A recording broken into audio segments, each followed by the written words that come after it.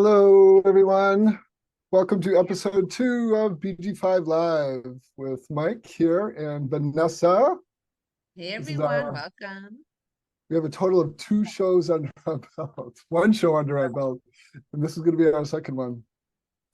So Vanessa informs me that today is the anniversary of Ra's birthday. So wherever you are in the cosmos, happy birthday to Ra, our founder of Human Design, founder of BG5.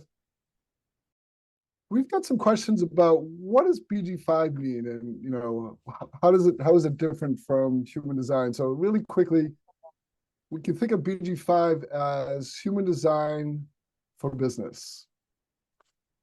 I build on that and talk about human design business coaching.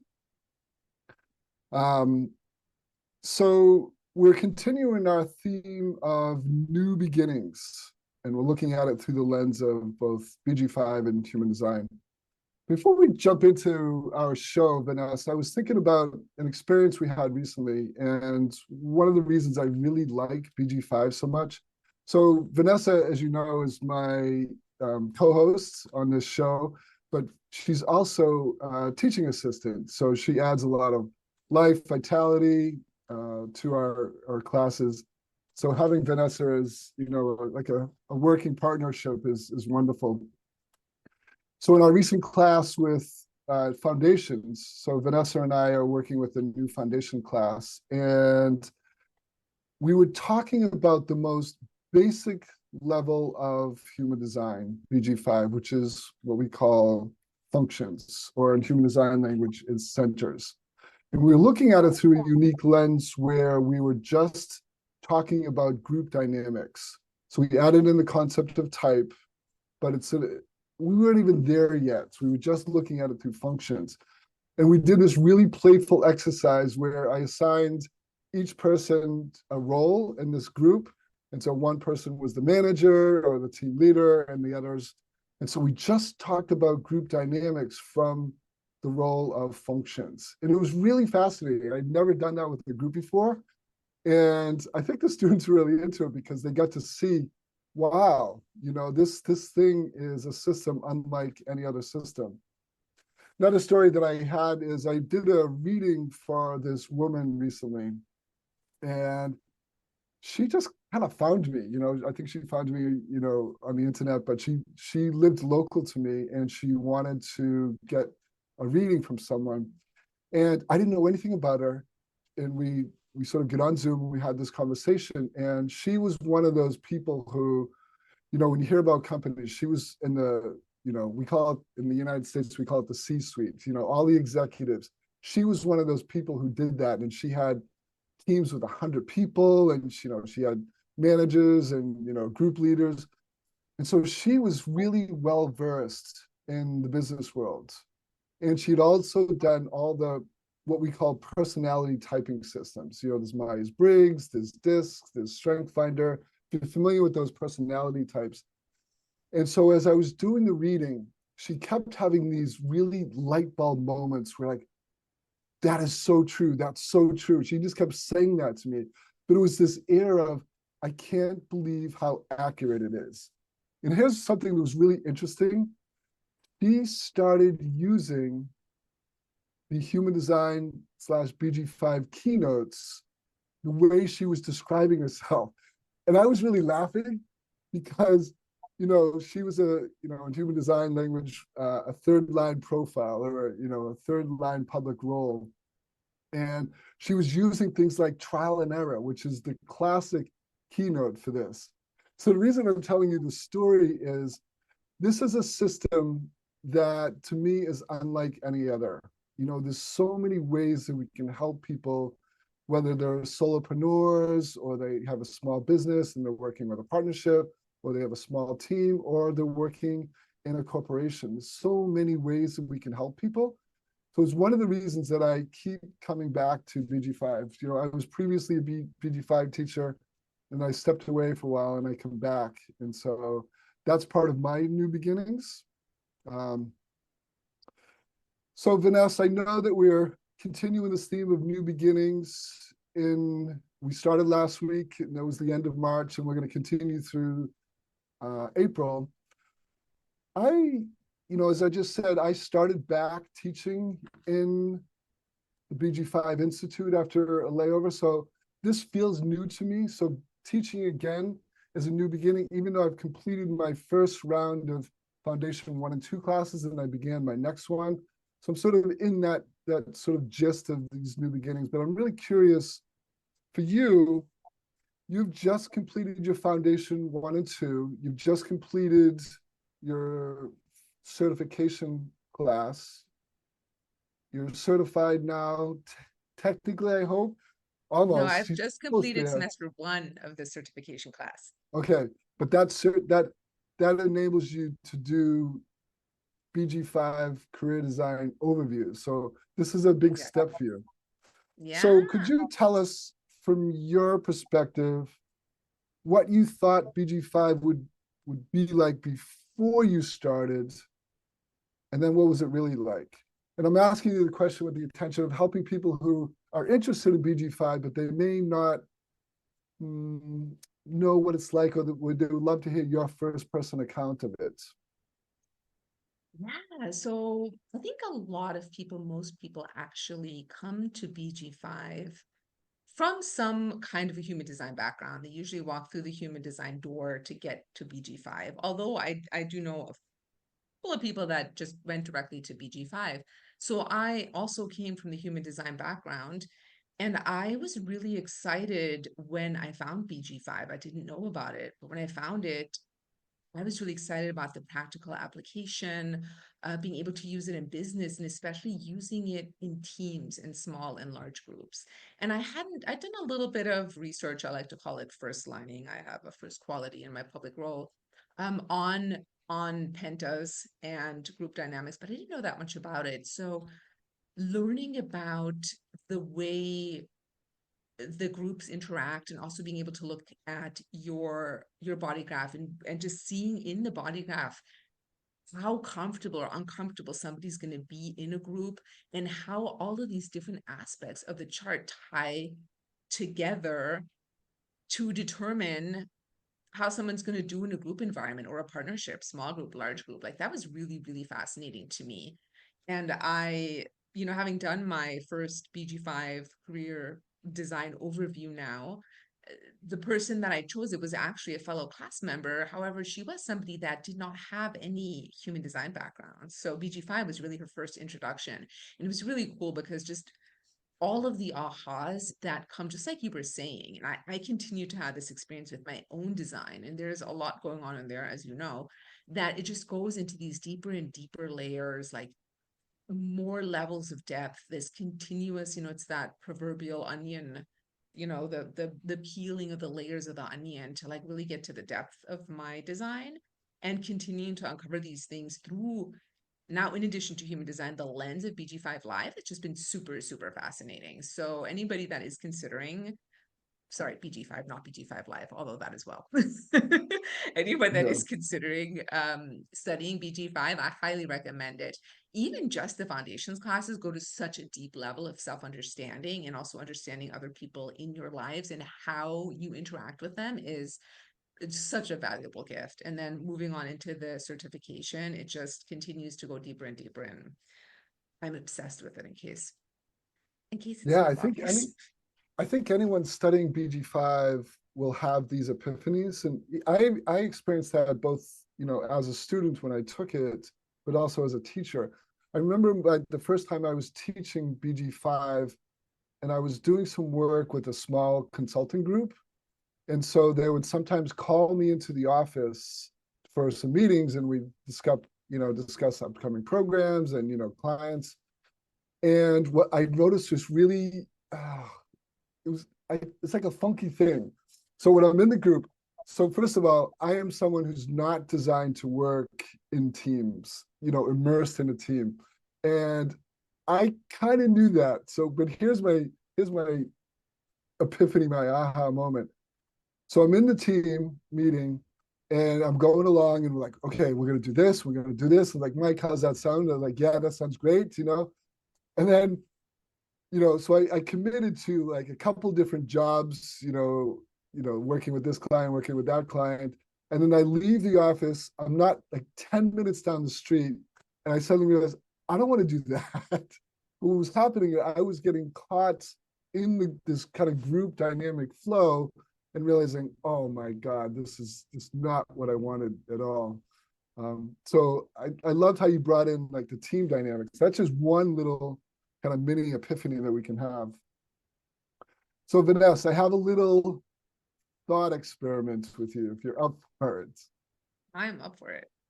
All right, here's what we're gonna do. Let me call your chart in. Okay, so everyone, welcome to Vanessa's design. So your thought experiment, Vanessa, is this. Can you give us a snapshot of what it's like for you to begin new projects, new ventures, new experiences through the lens of your design? So the reason I'm asking this to our listeners is Vanessa is an express builder, and I am an express builder, but you're going to see in our little thought experiment how different we express as express builders based on our design. All right, see all that openness here in me? Now look at Vanessa over here. Okay, Vanessa. So take us through what it's like to begin a new project venture through the lens of your design.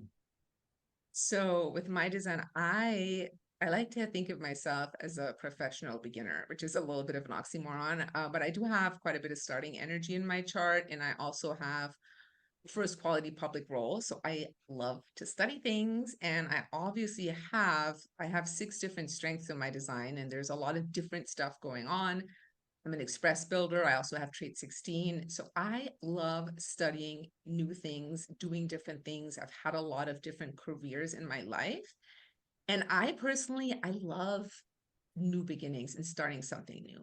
And there's always this element of uncertainty and discomfort that can come with starting something new, but then also the joy of repeating it and perfecting it with the logical thematic, getting better at it. And for me, like the things that I really love, and specifically like with BG5, with human design, when it first came into my world, my immediate response was like, a big fat aha. And you see that 3420 in there, and also that first quality profile. I immediately, as soon as I got out of the car, because I was driving when I learned about it, as soon as I got home, I was all over the internet about human design. That it just immediately like jumped into action. And with my 2750, which is very much about nurturing and support, studying something like human design and BG5 and helping other people with it, supporting the tribe with that knowledge and that understanding that I'm gaining through all of the research and studying I'm doing with my first quality. And I do also have a 27 first quality on the 27, is just such like, it brings me so much joy and satisfaction. And then of course we have the 4253, which is all about cycles. And interestingly enough, we'll talk about this shortly because the 42 and the 27 are coming up in the transits very shortly. But that 4253 is all about cycles, starting and finishing and completing cycles and cycles of study. And I find with human design, there's so much to cover. It's cycles within cycles within cycles. And it's important for somebody that has this energy to only commit to the correct cycles, because you're going to be in it until it's done. And if you extricate yourself early, then so committing, really, once I've really learned to honor my decision-making strategy, my personal interaction style, strategy and authority in human design, really committing to something like studying BG5, getting certified in BG5, also doing BG5 live with you, all of these things required me following my decision-making strategy and making sure that I am getting involved in the correct cycles that I can start and finish. That's a part of it as well. And then of course you also see that I have the 214 strength. And this is very much about like my response to doing work that I absolutely love and that gives direction to my life and to the life of other people, and the empowerment aspect of it. This is in the empowerment thematic.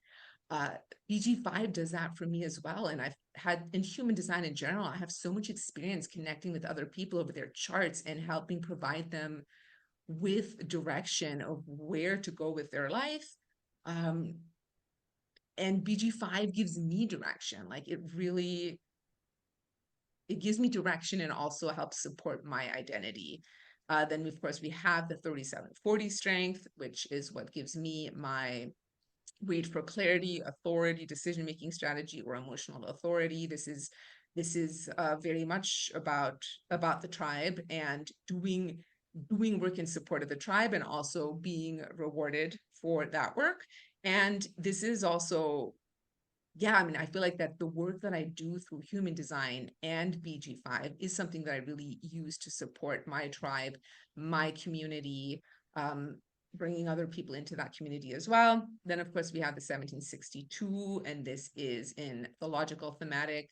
I love being able, well, this is one of the things I love about BG5 in general, because the language is so logical, it makes it accessible to people. And I love human design too, don't get me wrong. I have plenty of abstract as well. That 1762 and the logical language that people understand, people that have no idea about human design, you can just bring them in with this way of speaking about somebody's design that is really just makes sense to them and click. So it's taking something that might be complicated and presenting it in a way that is easy to digest.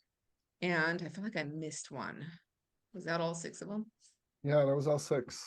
Like, So if you're listening, let me give you just sort of like a framework to understand what just Vanessa just did.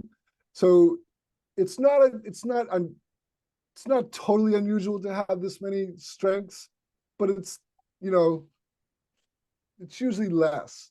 So the fact that Vanessa was able to weave essentially what was a tapestry, you know, when we look at my design in a few minutes, there's one main thread for me. But for Vanessa, there's six threads and they weave together. So the way that she wove that together, she was crafting a story. So every time she begins something new, it's almost like these strengths, they all have a voice. They all present themselves, sometimes more, sometimes less. And so when I give a reading to someone or a career design overview session, you know, if I looked at someone's design, my euphemism would be, you're a multifaceted person. In Vanessa's case, that's like over the top, you know? So a question for people who might just be coming to BG5 or not having a total lack of it, how long did it take you before you got to that level of understanding of this?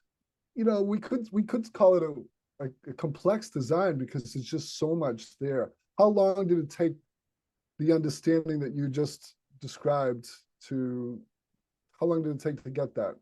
I would say about 3 years from the moment I discovered it until now of like in-depth study and experimenting. s- yeah, but really a lifetime. Like I have no idea what's going on yet. I'm so early on in my experiment, but yeah, it's uh this level of understanding that I just shared was just in-depth study, daily looking at it, continue always being involved in some kind of formal study of human design in addition to my own study. Again, I have the first quality in my public role.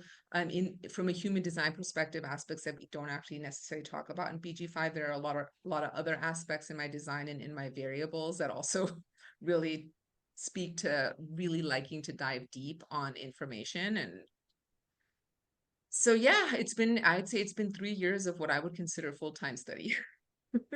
Which Yeah. is a lot. I think the way that I study it is a lot more than the average person and or than what is required for sure. Yeah, and that's like you said, that's based on your design. And let me just say this up front. 3 years, it sounds like a lot of time, and there's so much more you're gonna learn. Oh yeah, You it's know, not in the drop, it's a drop in the bucket compared to what I still get to uncover. So and I'm excited. I'll say this humbly, I'm coming up on 20 years. I am still learning things about my design, if you can believe it. I can't Yes, that believe was it. awesome. I think there's always going to be more to learn, and that's one of many things that I absolutely love about human design and BG5 is that you can just go deeper and deeper and deeper. Like it never ends. And those are the types of cycles I like to get involved in because I get bored easily. And I Yeah. will not get bored of this. Like this. All right, just so we're doing it. We didn't really plan this, but it's just kind of happening organically. I like this. So comparatively speaking, one of the reasons I think we're doing this, Vanessa, because we have these general terms, especially around type, where we talk about express builders. So you and I actually have the exact same channel and the exact same configuration, except I don't have anything else. I mean, I have these traits hanging around there, but this 3420 for me, it essentially rules the roost. Now, something I want to share with people who are, in the community of human design and BG5, whenever you see a 3420, that automatically makes someone the express builder. It's this motor connected directly to the throat or the communication function. When you see it in black or in this mixed color, that means they're conscious of it. So they're aware of it as it's happening. When you see an unconscious 3420, it should give you a little bit of a pause. And let me tell you why. Because the true expression of the 3420 is to just express yourself in the moment. Now, because it's unconscious, you're not always aware of what's going to come out of your mouth. I wish I could say that I'm comfortable with it even after 20 years. I'm not. Only because I've had experiences in my life where I'm talking through something, and because it's organic, because it's just naturally flowing from within my body out through my voice, I don't always know what I'm going to say in the next second. Now, sometimes that's wonderful because it's called the channel of charisma, the strength of charisma. So there can be a lot of charisma there where this natural expression just flows like now. So it feels very natural and just the words are coming. But there have been times when I was working professionally and, I would say something and I would just see like, whoa. And I would get really self-conscious. I would say something that wasn't in alignment with the program or, what the client wanted. And it was as if it was just there. The words were hanging out there and there was nothing I could do. Another experience that, again, this is mostly for children and young adults. So if you're a parent of a child with a 3420 in general, but especially unconscious,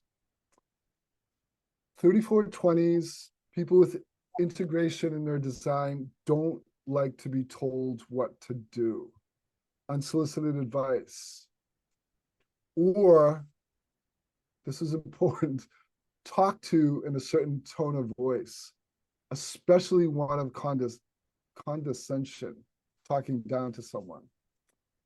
So again, this is a young quality. This is a young 34. We're talking, children and young adults where that spark of anger can come out also very spontaneously. So there's nuances to this that I just wanted to share with you. So the expression is very organic, and it's also, and this is what I recognize most in Vanessa. I see, basing our conversations, it's a doing channel. It's a doing strength. You're just meant to do things.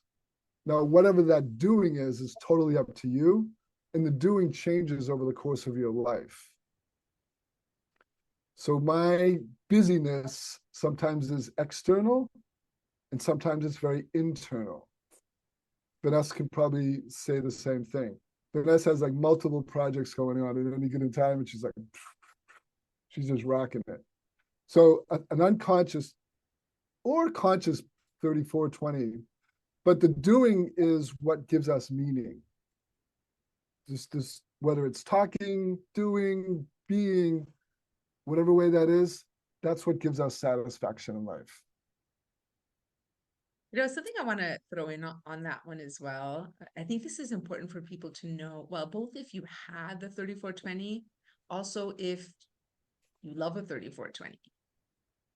The thought of going on vacation and laying around and doing nothing is like, I mean, So I remember true. from when I was a small child, well, not that small, but like before things like ebooks and MP3s, the biggest, heaviest aspects of my packing were always books, music, and creative projects because I needed to be busy on vacation. Like there's no such thing as just like laying around in the hammock and not doing anything. I'm reading something, I'm studying something, like you gotta be doing something. And I know that there are people out there that like to go on vacation and they just want to chill, which is absolutely totally fine. However, if you have a partner that has the 3420,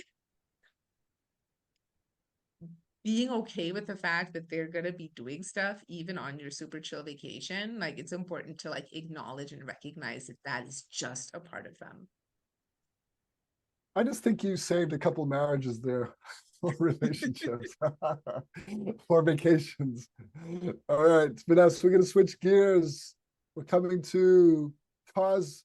So this is my little side by side. Two express builders expressing very differently. That was kind of a fun thought experiment. Thanks for going along with me. So our next segment is cosmic weather. We've had some going ons, Vanessa. Before I turn it over to you, in case you hadn't heard, in case you were living under a rock this past week, we had a big solar eclipse yesterday. So I happened to be just in that zone when it was going across the United States.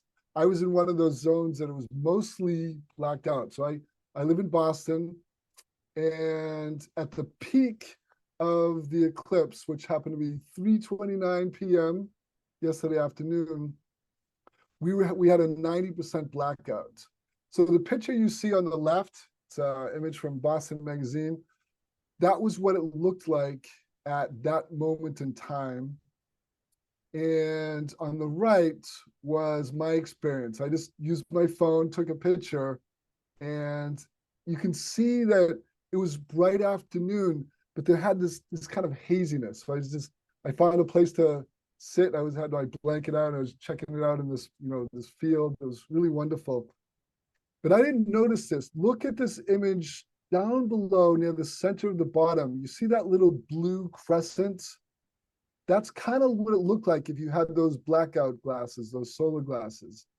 My partner had those special glasses. She said that's exactly what it looked like. So solar eclipse. I was reading somewhere that we're not going to get another one like this until 2044. So if you were part of it, great. If not, you can wait another 20 plus years. Vanessa, I'm going to turn it over to you. Cosmic happenings. What's going on in the cosmos? Yeah, so tonight, right after a little bit after midnight Eastern time, we are moving into trait 42, which is the trait of growth. And in human design terms, it's actually increase. And we're now moving into the transit around the energy resource function. That's the sacral center. And this is about, this is abstract energy. It's sharing. It's about working in cycles. And this is also one of the format energies. So this is energy that really deeply impacts the entire thematic or the entire circuit. And I mentioned this earlier when talking about my learning cycles. This is part of the strength of cycles that have a beginning, a middle, and an end. And this is about staying with the cycle in order to really maximize its potential and finishing what was begun. And it's actually a really good time to finish those things that are ready to be finished now. This can also show up in the low expression of like not finishing something that should be finished. So taking, the next 6 days or so and really looking at like what is time to be brought to a close, because we have to finish cycles in order to start new cycles. Um, and the cycles, each cycle builds on the lessons that were learned to the prior cycle, and the lessons are learned at the end of the cycles. There is going to be that pressure to finish things and preparing for new cycles. So yeah, finishing, completing what needs to be completed, making sure that you are also only committing to things that you actually can finish. So again, I mentioned that because I have this entire strength. If you have this strength defined, just really making sure that you, I mean, for anybody, following your decision-making strategy to know what is yours to start that you can also finish is an important aspect of this energy. So that's starting but after midnight tonight, so tomorrow morning, going on for the next 6 days or so. And then we will be moving on April 15th at around 6 p.m. Eastern time. We are moving to another format energy coming off the energy resource function, the sacral center. And this is individual energy. And this is part of the strength of innovation. This is the trait of ordering. And in the I Ching, it's also known as difficulty at the beginning. And since we are on this subject of new beginnings, the new beginnings can be hard. There can be confusion and chaos when we are starting something new. But and we want to trust that we can transcend that confusion and establish order. And a lot of this has to do with timing, because this energy, this format, individual energy, operates in pulses. Like nothing's happening, nothing's happening, nothing's happening, and boom, something happens. And we don't have control over when that boom, something happens is going to happen. So learning to have the patience and just to trust that things are coming together. There's a lot of mutative energy to empower and to bring change. And again, we want to wait for the right moment. We want to have the patience to know that that is coming. Um, Waiting for the right timing is super important, because otherwise it can be very destabilizing and chaotic. And this is individual energy. Again, this is in the empowerment thematic. All traits and strengths in that thematic come with an aspect of melancholy. And this can be that melancholy of not, that there's not the energy for change to come in. It's also important to note that currently Pluto is transiting trait 60. So if you have an undefined energy resource, sacral center in human design, or an undefined drive and stamina, which is the root center in human design, that is going to bring definition. So just be prepared for that, because I know, and Mike, you can speak to this, when especially I think the format strengths are in transit for somebody that does not have definition here, this can be noticeable. Do you want to share on that? Yeah. Um, thanks. Yeah, thanks for highlighting that. So I have obviously have the energy resource function defined, but my drive stamina, the root, is completely open. So I'm very, very sensitive to that kind of pressure, that adrenal. So what happens during a transit when that 360, that mutation comes in, my body is jacked up for at least a couple days. And I also notice in the environment around me, people feel a little bit more frenetic. They, Boston drivers in the United States are notorious for not being the kindest, easiest, gentlest drivers in the world. And so, but that when that ramps up, it's kind of crazy. So I notice it both in myself and environment around you. So that's one of the reasons I think it's so important to have, this awareness that Vanessa's giving us, because sometimes it's just not you. If you wake up and you feel a little crazy, a little stressed, a little pressured, it's just chemistry. It's not you. That phrase has been very helpful for me. So I have exciting news for you.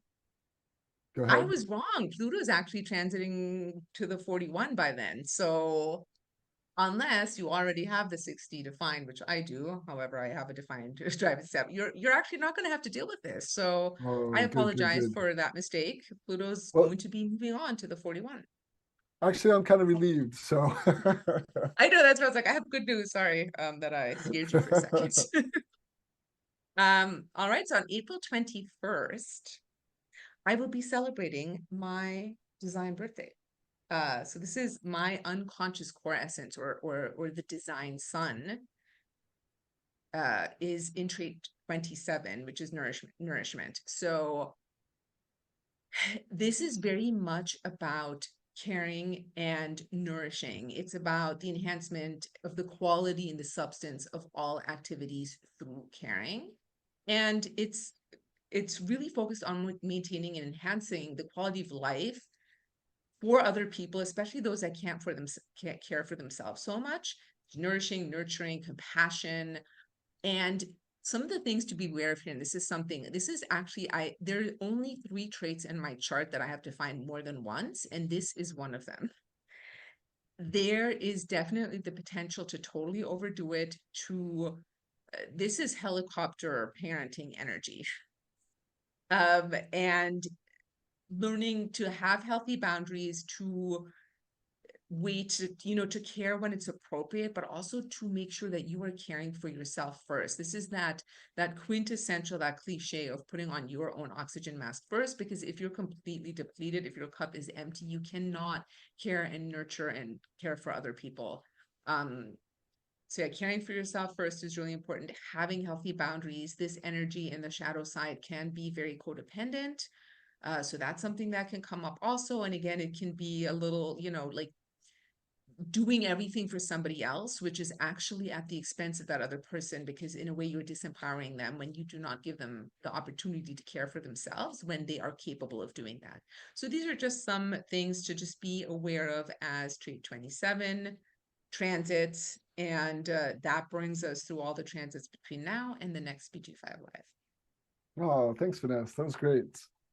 I never associated the 27 with that concept of helicopter parenting, but it totally makes sense. So I can imagine someone who is a parent of a young child who feels a little bit more protective over their little one during that week. So So good stuff. Thank you. I will share a personal experience with this. So I do have Yeah. this entire strength. I have it defined twice, and this is in the protection thematic or the defense circuit in human design. And I also have trait 6. So I have 75% of the circuit, and the 27 and the 50 I have twice. And I did actually, I've actually had people look at my design like, oh, you were designed to be a mother. And I made a conscious choice when I was 18 years old that I did not want to become a parent. And I never regretted that choice.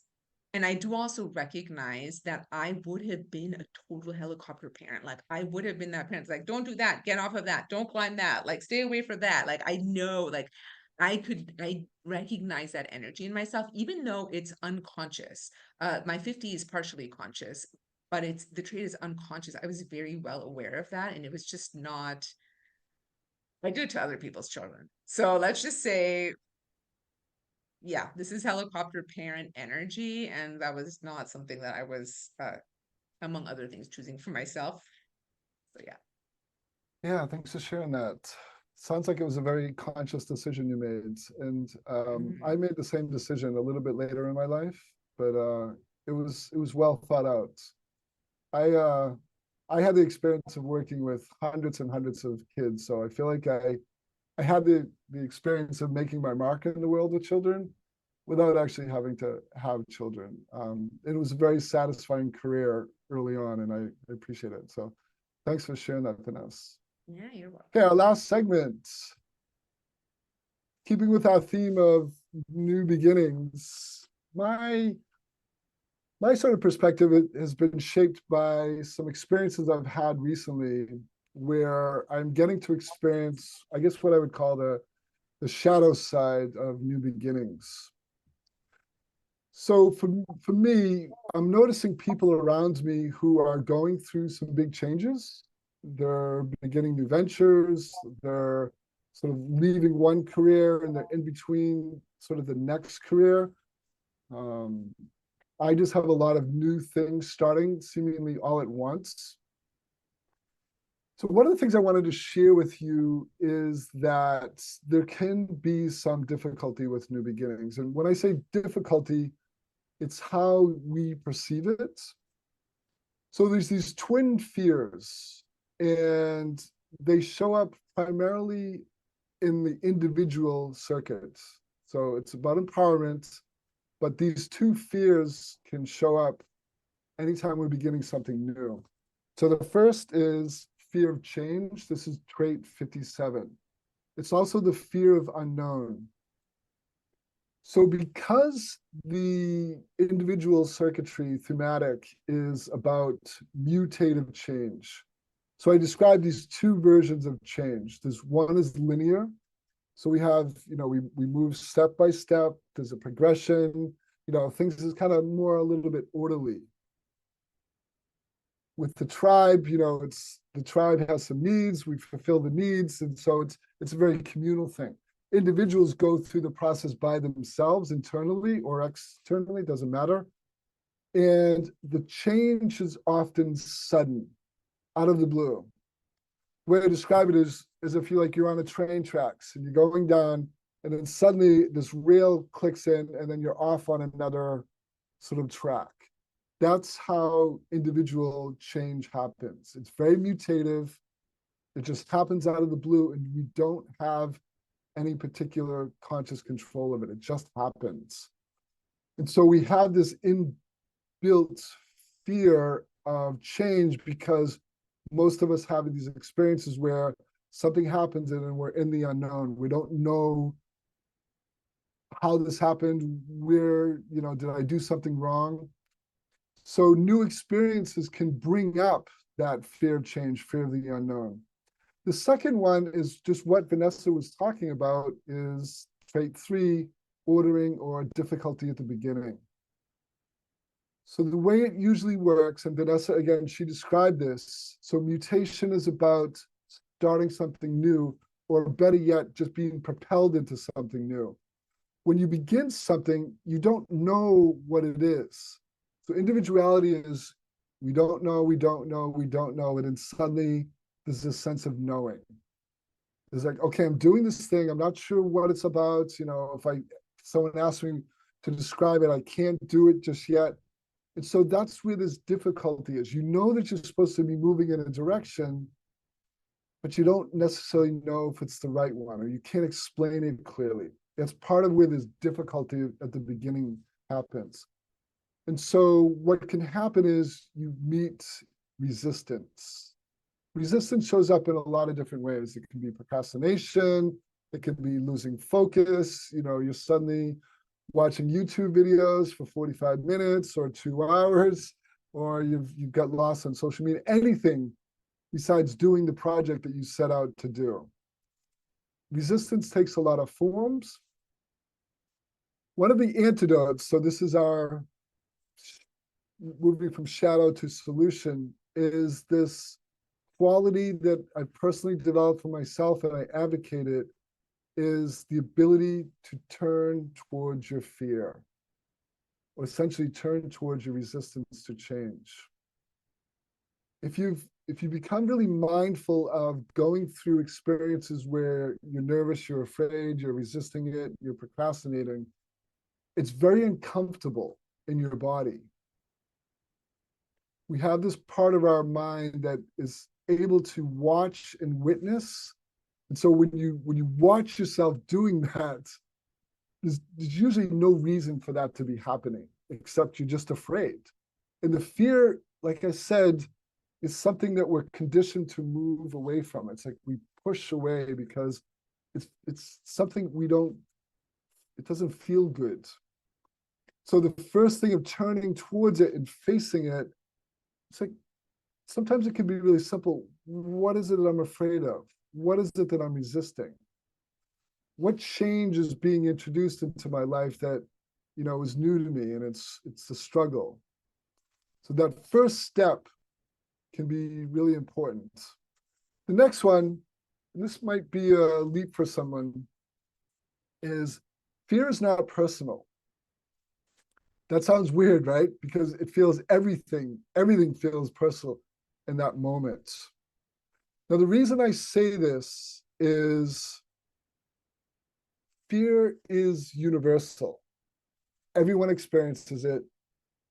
We all have it. But the problem is we have this cultural conditioning to not want to talk about it for fear of being weak. This is a generalization, but I think men experience this more than women.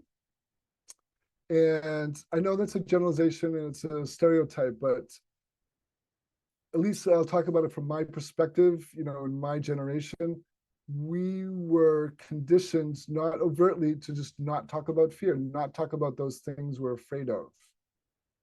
So that's why turning towards it, you begin to break that conditioning, which I think is wonderful.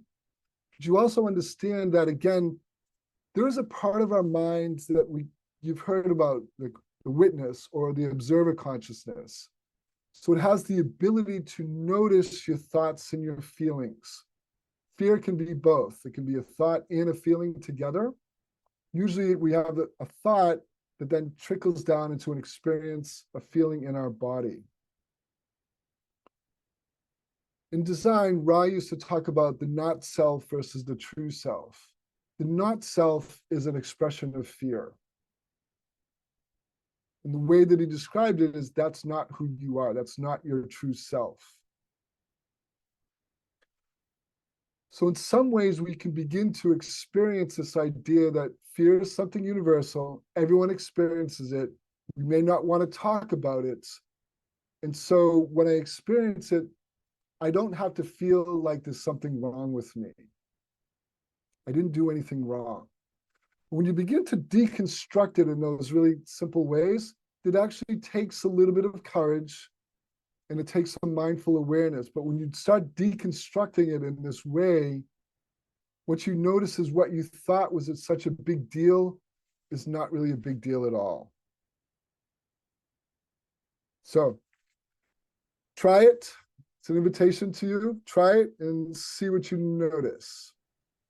Vanessa, would you add anything to this concept of shadows and solutions?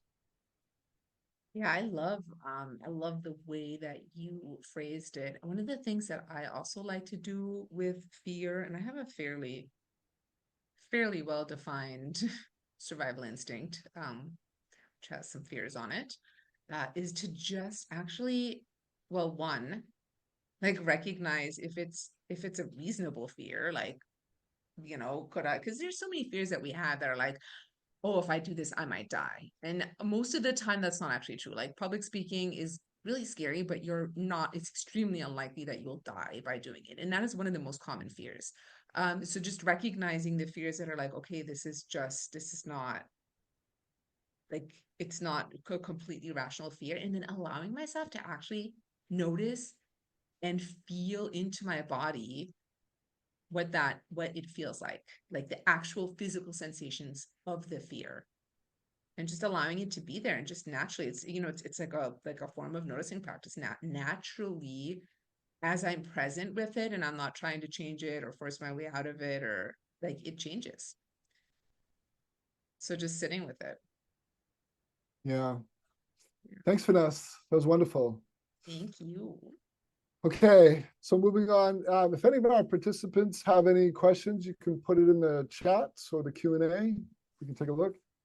In the meantime, upcoming events. So I will be teaching my next Foundation 1 class. So if you are feeling the pull to study BG5 and you're looking for a new teacher, I will be starting on Wednesday, May 1st at 1600 UTC. So in United States terms, that's 12 noon on the East Coast.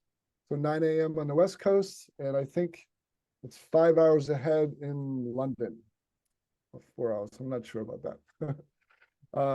And Vanessa are you certified to offer overviews now? I'm still waiting for Tuck to confirm that I am, but it should be any day now. Tuck, I give us didn't realize you were adding this to the slide, so thank you. But it should be any day now. I just thought I'd throw it in for you. And if you want to get in touch with us, my email is turningleafwellness@mac.com, and Vanessa is Vanessa Naja at Yeah, Vanessa Gmail. C. Naja. So that's C my middle Naja. initial, because Vanessa Naja was taken already. Oh, I see. There's more than one of us. Everyone, thank you. We'll be back. Vanessa, when are we back? 2 weeks. In 2 weeks. Same So time. on April 23rd. So we Yep. are the first and Third. first and First and third. No, first and third Thursday. of every month. Yeah. If you have suggestions, if you want to send us your chart and you have a career related question, we can answer that. We can take some time. So if you do want to, get a little mini coaching, send in your question and your chart. That would be awesome to me. Yeah, I can send it to either one of us, and we will gladly answer that on the next BG5 Live. Before we go, I have to give a shout out to our admin team, our support team, our amazing help of Alina, Sarah, Stephen. This little production could not go on without this crew behind us. We are so lucky and blessed to have these three wonderful beings helping us. So we are being uploaded to YouTube, and then at some point soon, Vanessa can talk more about this.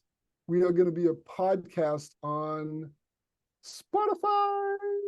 Yay. I'm Well, very it'll excited. probably What's that? It'll probably end up on all podcasting platforms, but yes, we're going to be taking, for those of you that prefer to just listen on the go and not actually watch a video and that can't make it live, we will be taking the audios from these episodes and we will be creating a podcast, and we will definitely let you know when that is happening, and then you can listen to them on the go.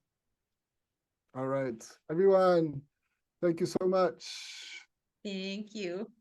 Bye Bye. for now.